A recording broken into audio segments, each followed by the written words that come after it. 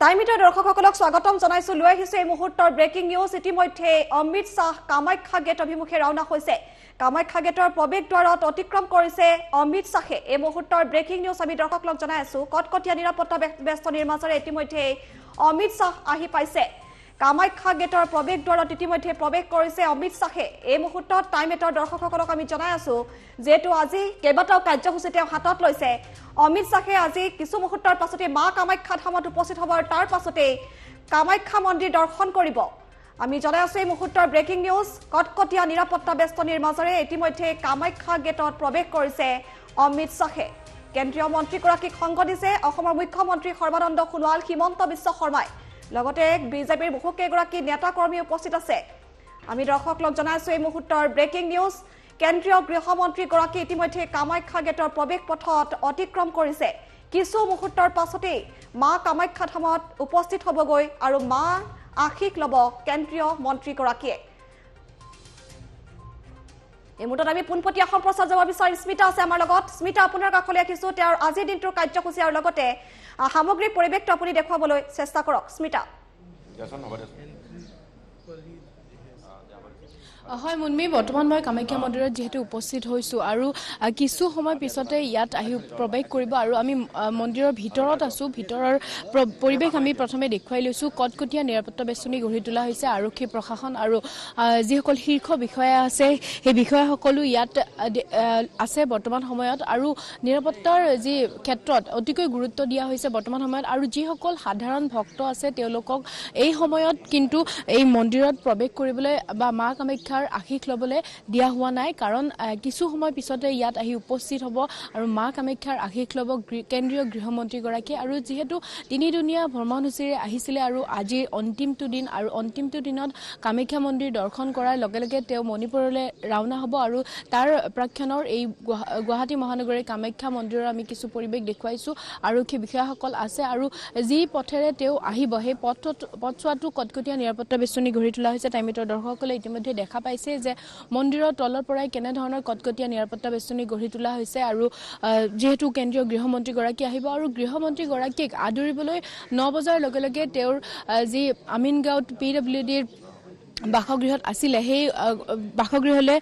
মুখ্যমন্ত্ৰীয়ে ৰাওনা হৈছিল আৰু মুখ্যমন্ত্ৰীয়ে তেওঁক লগত লৈ আহিব কামাখ্যা ধামলৈ আৰু ইতিমধ্যে তল আহি উপস্থিত হৈছে মন্দিৰৰ তলত আছে তেওঁলোকে আৰু এই হিমাচলৰ পাহাৰলৈ তেওঁলোকে বৰ্তমান সময়ত উঠি আছে আৰু যেহেতু কেন্দ্ৰীয় গৃহমন্ত্ৰীগৰাকীক সংগ দিবৰ বাবে তেওঁৰ সৈতে মন্ত্ৰী হিমন্ত বিশ্ব শৰ্মা আৰু লগতে মুখ্যমন্ত্ৰী সৰ্বানন্দ সোণোৱাল আহিব আৰু তাৰ লগতে দুই এগৰাকী বিজেপিৰ কৰ্মকৰ্তা অহাৰ সম্ভাৱনা আছে আৰু যেহেতু এই সমগ্ৰ পৰিৱেশ আমি আপোনালোকক দেখুৱাই আছো আৰু প্ৰেছৰ বাবে এক হুকিয়াকৈ স্থান দিয়া হৈছে যাতে কোনো লোকে অমিত শাহে যেতিয়া দৰ্শন কৰিবলৈ যাব তেতিয়া কোনো লোকে ভিৰ নকৰে তাৰ প্ৰতিও লক্ষ্য ৰখা হৈছে আৰু অতিকৈ নিৰাপত্তা বেষ্টনী কটকটীয়া কৰি তোলা হৈছে কাৰণ প্ৰত্যেক বছৰে কিন্তু কামাখ্যা মন্দিৰলৈ তেওঁ যেতিয়া অসম ভ্ৰমণৰ বাবে আহে বা উত্তৰ পূৰ্বাঞ্চল ভ্ৰমণৰ বাবে আহে তেতিয়া কিন্তু অমিত শাহে প্ৰত্যেক বছৰে কামাখ্যা ধামলৈ আহে পূৰ্বেও আমি আহিছিলো তেতিয়াও কামাখ্যা ধামলৈ দৰ্শন কৰিবলৈ আহে আৰু যেহেতু যিসকল বাহিৰৰ পৰা যিসকল মন্ত্ৰী অথবা যিসকল কেন্দ্ৰীয় মন্ত্ৰী আছে তেওঁলোক যেতিয়া অসমলৈ আহে কামাখ্যা মন্দিৰ কিন্তু দৰ্শন নকৰাকৈ কেতিয়াও নাযায় আৰু তেনে পৰিপ্ৰেক্ষিতত আজি অমিত শাহো ইয়ালৈ আহিছে আৰু অমিত শাহে বৰ্তমান সময়ত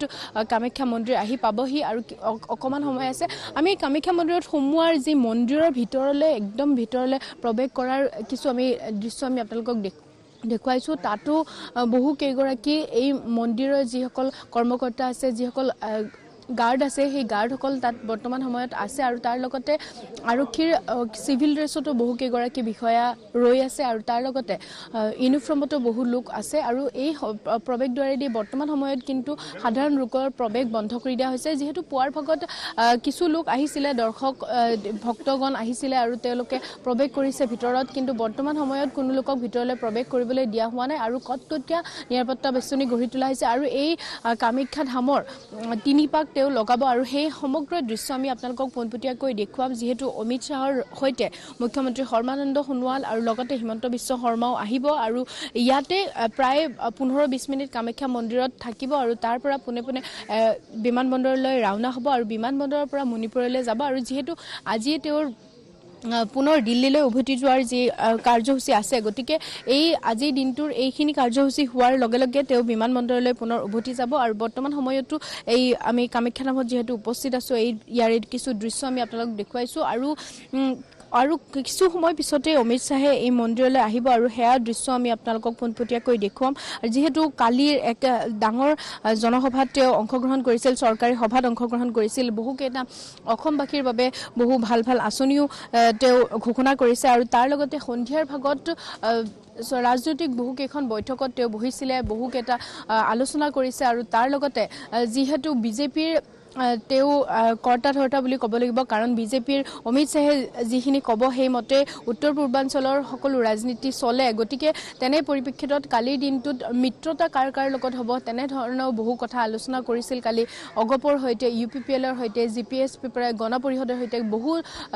কেইটা পাৰ্টিৰ শীৰ্ষ বিষয়াৰ সৈতেও মিলিত হৈছিলে বৈঠকত বহু কেইগৰাকী মন্ত্ৰীৰ সৈতে বৈঠকত মিলিত হৈছিল তেনে পৰিপ্ৰেক্ষিতত কালিৰ দিনটো অতিকৈ ব্যস্ততাৰে তেওঁ পাৰ কৰিছে আৰু সেয়েহে আজি পুৱাৰ ভাগতে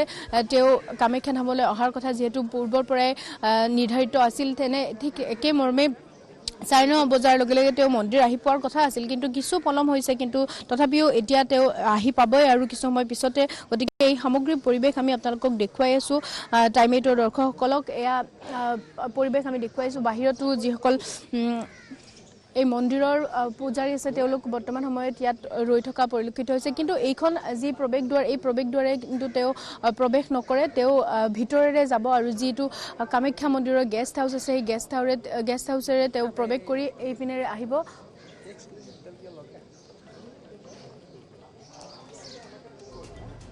আৰু আমি দৰ্শকক দেখুৱাই আছোঁ সেই দৃশ্যাংশ স্মিতাৰ জৰিয়তে প্ৰত্যক্ষ কৰিছে ইতিমধ্যে কামাখ্যা ধাম অভিমুখে ৰাওনা হৈছে কেন্দ্ৰীয় গৃহমন্ত্ৰীগৰাকী ইতিমধ্যে প্ৰৱেশ পথত প্ৰৱেশ কৰিছে কেইটামান মুহূৰ্তৰ পাছতেই কামাখ্যা ধামত উপস্থিত হ'বহি কেন্দ্ৰীয় মন্ত্ৰীগৰাকী আৰু তাকে কেন্দ্ৰ কৰি দেখিবলৈ পোৱা গৈছে কটকটীয়া নিৰাপত্তা বেহু গঢ়ি তোলা হৈছে নিশ্চিত নিৰাপত্তা বেষ্টনী গঢ়ি তোলা হৈছে যাতে কোনো ধৰণৰ আচলতে সুৰুঙা ৰৈ নাযায় এই ক্ষেত্ৰত নিৰাপত্তাৰ দিশটোত চোকা নজৰ ৰখা হৈছে আমি দৃশ্যাংশ দেখুৱাইছোঁ স্মিতাৰ জৰিয়তে চাওক অতি সুন্দৰ বাতাবৰণ বিৰাজ কৰিছে কামাখ্যা ধামৰ ভিতৰ প্ৰাংগণত সাধাৰণ লোকৰ প্ৰৱেশ নিষিদ্ধ কৰা হৈছে কটকটীয়া নিৰাপত্তা বেহু গঢ়ি তোলা হৈছে যেটো অমিত শ্বাহৰ অসম ভ্ৰমণে যথেষ্ট তাৎপৰ্য বহন কৰে যেতিয়াই তেওঁ আচলতে অসমলৈ আহে তেতিয়াই তেওঁ কামাখ্যা ধাম পৰিদৰ্শন কৰে আৰু এবাৰ ব্যতিক্ৰম নহয় এবাৰো দেখা গৈছে সেই একেই পৰিৱেশ নিৰ্বাচনৰ দিন চমু চপাৰ লগে লগে প্ৰতিটো ৰাজনৈতিক দলৰ মাজত যিদৰে ব্যাপক কুচকাৱাজ পৰিলক্ষিত হয় তেনে সময়ত বিজেপি দলটো যথেষ্ট এই ক্ষেত্ৰত তৎপৰ হৈছে আৰু অমিত শ্বাহৰ অসম ভ্ৰমণে এবাৰ যথেষ্ট তাৎপৰ্য বহন কৰিছে আজিৰ দিনটো আমি পৰিৱেশ দৰ্শকক দেখুৱাইছোঁ আজি কামাখ্যা মন্দিৰ দৰ্শন কৰিব মাৰ আশীষ ল'ব আজি অমিত শ্বাহে সেই উদ্দেশ্যে এয়া চাওক কটকটীয়া নিৰাপত্তা বেষ্টনীৰ মাজেৰে কিছু মুহূৰ্তৰ মাত্ৰ কেইটামান ক্ষণৰ পাছতেই এই কামাখ্যা ধামত ভৰি দিবহি অমিত শ্বাহে আৰু ইয়াৰ পাছতে তেওঁ বিমানবন্দৰ অভিমুখে ৰাওনা হ'ব কামাখ্যা ধামত প্ৰায় 15-20 মিনিট কটোৱাৰ পাছত তেওঁ বিমানবন্দৰলৈ যাব আৰু তাৰ পৰা পুনে পুনে ইম্ফল অভিমুখে ৰাওনা হ'ব যেটো আজিৰ দিনটোৰ কাৰ্যসূচী ইতিমধ্যে আমি দৰ্শকসকলক জনাই আছোঁ মণিপুৰত এখন বিশেষ সভাত তেওঁ অংশগ্ৰহণ কৰিব উদাত্ত ভাষণ ৰাখিব আৰু তাতে সুৰজচান্দ মেডিকেল কলেজৰ আধাৰশিলা স্থাপনৰ উদ্দেশ্যে তেওঁ আহিছে আৰু সভা শেষ কৰি তেওঁ বিয়লিৰ ভাগলৈ দিল্লী অভিমুখে ৰাওনা হ'ব আৰু এই মুহূৰ্তৰ আমি দৃশ্যাংশ যেটো স্মিতাৰ জৰিয়তে দেখুৱাই আছোঁ পুনৰ যাব বিচাৰিছোঁ স্মিতাৰ কাষলৈ স্মিতা কৈ যাওক হয় মুনমি যেহেতু আমাৰ এই দৃশ্যগুলি দেখুৱাই আছে ভিডিঅ' জাৰ্নেলিষ্ট কিশোৰে আৰু সমগ্ৰ পৰিৱেশ আমি আপোনালোকক দেখুৱাইছোঁ নীলাচলৰ বুকুত যি ধৰণে কামাখ্যা ধামত বহু লোক আহে বহু ভক্তগণ আহে তেওঁলোকে প্ৰাৰ্থনাৰ বাবে মা কামাখ্যাৰ কিন্তু আজিৰ দিনটোত কিছু ব্যতিক্ৰম হৈছে পুৱাৰ ভাগত কিছু লোকক আহাত বাধা প্ৰদান কৰা হৈছে কাৰণ নীলাচলৰ যি পাহাৰলৈ উঠি অহাৰ পূৰ্বে তলতে কিন্তু বাহনসমূহ ৰাখি দিবলগীয়া হৈছে যদি কোনো ভক্তগণ আহিছে তেওঁলোকে তলতে ৰাখিবলগীয়া হৈছে বাহন আৰু যিসকলে পুৱাৰ ভাগত আহিছে তেওঁলোকে খুচকাৰি ওপৰলৈ আহিবলগীয়া হৈছে আৰু কিন্তু বৰ্তমান সময়ত 8 বজাৰ পিছত কিন্তু কোনো লোকক এই কামাখ্যা মন্দিৰলৈ আহিবলৈ প্ৰৱেশ কৰিবলৈ দিয়া হোৱা নাই আৰু যিসকল লোক আহিছে তেওঁলোক পুৱাৰ ভাগতে অহা কোনো লোকে 4 বজাতে 5 বজাতে যেহেতু মাক আশীষ ল'বলৈ আহে আৰু শাৰী পাতি থাকে তেনে লোকসকলকহে বৰ্তমান সময়তো তেওঁলোকে প্ৰৱেশ কৰিছিলে কিন্তু এতিয়া মন্দিৰ একেবাৰে সম্পূৰ্ণৰূপে খালী হৈ আছে আমি দেখুৱাইছোঁ এতিয়া কোনো লোক নাই কেৱল মাত্ৰ নিৰাপত্তা আৰক্ষীসকলৰ বাহিৰে আন কোনো লোকক প্ৰৱেশ কৰিবলৈ দিয়া হোৱা নাই আৰু মন্দিৰৰ যিসকল পাণ্ডা আছে তেওঁলোকে বৰ্তমান সময়ত আছে আৰু তাত বাহিৰে কিন্তু কোনো লোক বৰ্তমান সময়ত নাই আৰু যেহেতু কিছু সময় পিছতে অমিত শ্বাহ ইয়াত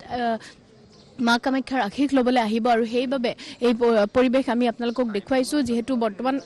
কিছু ব্যস্ত হৈ আছে এই নিৰাপত্তা আৰক্ষীসকল আৰু যদি চাই কামাখ্যা মন্দিৰত কিন্তু এতিয়া জনশূন্য পৰিৱেশ দেখিবলৈ পোৱা গৈছে ভক্তগণ নাই অন্য লোক কোনো নাই কেৱল মাত্ৰ নিৰাপত্তা আৰক্ষী আৰু মন্দিৰৰ যিসকল কৰ্মকৰ্তা আছে আৰু তাৰ লগতে আৰক্ষী আৰু মিডিয়াৰ যিসকল লোক আছে তেওঁলোকৰ বাহিৰে আন কোনো লোক বৰ্তমান সময়ত নাই আৰু সম্পূৰ্ণ নিৰাপত্তা বেষ্টনী গঢ়ি তোলা হৈছে সমগ্ৰ ৰাজপথ যেহেতু তেওঁ মালিগাঁৱৰ পৰা আহিছে আৰু মালিগাঁৱৰ পৰা অহাৰ যি পথছোৱা তাত কিন্তু কটকটীয়াকৈ আৰক্ষীও ৰাখি থোৱা হৈছে প্ৰত্যেকটো স্থানতে আৰু আজিৰ দিনটোত পুৱাৰ ভাগত গুৱাহাটী মহানগৰীত জাম হোৱা পৰিলক্ষিত হোৱা নাই যান জঁট ক'তো হ'বলৈ দিয়া হোৱা নাই কাৰণ অমিত শ্বাহে যিহেতু কামাখ্যা ধামলৈ আহিব তেওঁ আমিনগাঁৱৰ যিটো ভৱনত আছিল সেই ভৱনৰ পৰা ইয়ালৈ অহাৰ সময়ত প্ৰত্যেকটো ৰাস্তাৰ কিন্তু প্ৰত্যেকটো ঠাইতে যিসকল যান বাহন আৰক্ষী তেওঁলোকক ৰাখি থোৱা হৈছে আৰু তেওঁলোক তাত আছে আৰু তাৰ লগতে মন্দিৰৰ তলৰ যদি কথা কওঁ মন্দিৰৰ তলত যিসকল লোকে আহিব তেওঁলোকে কিন্তু এই সময়ত মন্দিৰৰ তললৈ অহাৰ সময়ত কিন্তু তেওঁলোকক সকলোকে তন্নকৈ সকলো চোৱা চিতা কৰিছে যদি কোনো লোকে বেগ লৈ আহিছে সেই বেগসমূহ তেওঁলোকে চেকিং কৰা হৈছে গতিকে প্ৰত্যেক ঠাইতে নিৰাপত্তা বেষ্টনী গঢ়ি তোলা হৈছে কটকটীয়াকৈ আৰু আৰক্ষীৰ শীৰ্ষ বিষয়াসকল আৰক্ষী আয়ুক্ত যুটীয়া আৰক্ষী আয়ুক্তকে ধৰি বহুকেইগৰাকী শীৰ্ষ আৰক্ষী বিষয়া ইয়াত আছে যিহেতু কেন্দ্ৰীয় গৃহমন্ত্ৰীগৰাকীয়ে কামাখ্যা মন্দিৰ দৰ্শন কৰিবলৈ আহিব সেইবাবে ৰাতিপুৱাৰ ভাগৰ পৰাই এনেধৰণে ব্যস্ততা হৈ থকা পৰিলক্ষিত হৈছে আৰু সমগ্ৰ পৰিৱেশ আমাৰ ভিডিঅ' জাৰ্নেলিষ্ট কিশোৰে দেখুৱাই আছে যেহেতু আমি জনাইছোৱে যে এইখন দুৱাৰেৰে তেওঁ হয়তো নাহিব তেওঁ ভিতৰেৰে অহাৰ সম্ভাৱনা আছে আৰু তাৰ বাবে বৰ্তমান সময়ত কিন্তু আমি যিমানখিনি দৃশ্য ল'ব পাৰোঁ অমিত শ্বাহৰ আমি ল'বলৈ চেষ্টা কৰিম যিহেতু তেওঁক সংগ দিব স্বাস্থ্যমন্ত্ৰী আৰু লগতে মুখ্যমন্ত্ৰীয়ে আৰু সমগ্ৰ পৰিৱেশ আমি দেখুৱাই যাম আৰু আজিৰ দিনটোত তেওঁৰ যি কাৰ্যসূচী আছে সেয়া আমি পূৰ্বতেও কৈছোঁ সেয়া এই বৰ্তমান সময়ত তেওঁ মন্দিৰলৈ আহিব মন্দিৰ দৰ্শন কৰাৰ লগে লগে তেওঁ বিমানবন্দৰলৈ পোনে ৰাওনা হ'ব আৰু তাৰ পৰা ইম্ফললৈ যাব আৰু তাত যি এক কাৰ্যসূচী আছে সেই কাৰ্যসূচী সমাপ্ত কৰি পুনৰ দিল্লীলৈ ৰাওনা হ'ব গতিকে এনে ক্ষেত্ৰত যি 3দিনীয়া ভ্ৰমণসূচীৰে অমিত শ্বাহে অসমলৈ আহিছিলে আৰু লগতে উত্তৰ পূৰ্বাঞ্চলত তেওঁৰ ভ্ৰমণৰ কাৰ্যসূচী আছিলে আৰু অসমৰ বাবে কালিৰ দিনটোত যথেষ্ট অমিত শ্বাহে ব্যস্ততাৰে পাৰ কৰিছে কাৰণ কালি এক ৰাজহুৱা কাৰ্যসূচীতো তেওঁ অংশগ্ৰহণ কৰিছিল আমিনগাঁৱত আৰু তাতো কিন্তু বহুকেইটা বৃহৎ ঘোষণা কৰা হৈছিল অসমবাসীৰ বাবে আৰু তাৰ পিছতে সন্ধিয়াৰ ভাগত PWDৰ যিটো আৱাস আছে তেওঁ য'ত আছিলে সেই তাতেই কিন্তু বহু বৈঠকো হৈছিল বহু লোকৰ সৈতে ৰাজনৈতিক নেতাৰ সৈতে বহু মন্ত্ৰী বিধায়কৰ সৈতে আৰু আন দলৰ বহুকেইগৰাকী ৰাজনীতিবিদৰ সৈতেও বৈঠকত মিলিত হৈছিল তেওঁলোকৰ সৈতে যিসমূহ বৈঠক হৈছিল সেই বৈঠকসমূহৰ অন্তত কিন্তু সকলোৱে ওলাই আহি নিজৰ মন্তব্য প্ৰদান কৰিছিল আমি কালি নিশাৰ ভাগতো সেই দৃশ্যসমূহ আমি টাইম ভিতৰৰ দৰ্শকসকলক দেখুৱাইছোঁ গতিকে অজন্তা নেওগো তাত আহিছিলে গতিকে যি তেওঁৰ অসম ভ্ৰমণ কাৰ্যসূচী এই অসম ভ্ৰমণ কাৰ্যসূচীয়ে কেৱল ৰাজনৈতিক কামেই নহয় তেওঁ বহুকেইটা কামো কৰিছে কাৰণ তেওঁ চৰকাৰী কামৰ বাহিৰেও ৰাজনৈতিকভাৱে বিজেপি দলটো কেনেধৰণে অসমত কি ধৰণে প্ৰভাৱ বিস্তাৰ কৰিব তাকে লৈ বহু কথা আলোচনা কৰিছে কাৰণ অসমত বৰ্তমান সময়ত বিজেপি দল অতি সক্ৰিয় ৰূপে কাম কৰি আছে আৰু তেওঁলোকৰ যি এজেণ্ডা আছে সেই এজেণ্ডাত পৰিপূৰ্ণ হ'বৰ বাবে কি কূট কৌশল ৰচনা কৰিছে সেয়াও কালি নিশাৰ ভাগত তেওঁলোকে আলোচনাত মিলিত হৈছিল বহু দলৰ জ্যেষ্ঠ নেতাসকলৰ সৈতে আলোচনাত মিলিত হৈছিল আৰু অমিত শ্বাহে যি ধৰণে গাইডেন্স দিব তেনেধৰণে কিন্তু